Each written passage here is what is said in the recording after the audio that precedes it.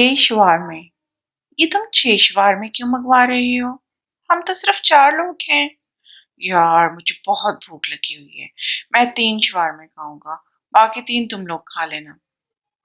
जी sir, आपको कितने शवारमे चाहिए? मुझे 6 शवारमे चाहिए। आहा, बहुत मजा आ रहा है। मेरे मनपसंद शवारमे। मैं तीनों शवारमे खा जाऊंगा, मुझे बहुत भूख लगी हुई है। सब दोस्तों ने अपने अपने शवारमे खा लिए। खालिद 2 शवारमे ही खा सका, जबकि तीसरा शवारमा प्लेट में ही रह गया। आओ, अब घर चलते हैं, काफी देर हो चुकी है। लेकिन खालिद, आपने तो अभी तक अपना खाना ही खत्म नहीं किया। अल्हम्दुलिल्लाह, मेरा पेट भर गया है। वैसे आपके लिए तो सिर्फ 2 शवारमे ही काफी थे। आपने एक शवारमा ज्यादा क्यों खरीदा? तुम लोग क्यों फिक्र कर रहे हो? मैंने तो सब शवारमों के पैसे दे दिए हैं।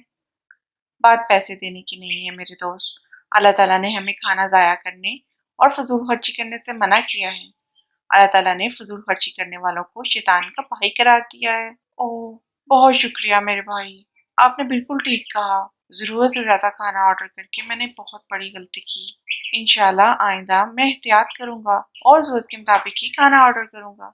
बहुत खूब मेरे दोस्तों, इस्लाम ने हमें अल्लाह ताला की तरफ से अता की गई नेमतों की कदर करने का हुक्म दिया है, फजूल खर्ची करने से मना किया है। खाना अल्लाह ताला की बहुत बड़ी नेमत है, हमें इसे बिल्कुल ज़ाया नहीं करना चाहिए। जी बिल्कुल, मैं आइंदा एहतियात करूंगा।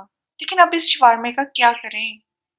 अरे हाँ, याद आया, हमारे मोहल्ले के चौकीदार शरफू पापा के बेटे को शवारमा बहुत पसंद है, ये मैं उसे दे दूंगा।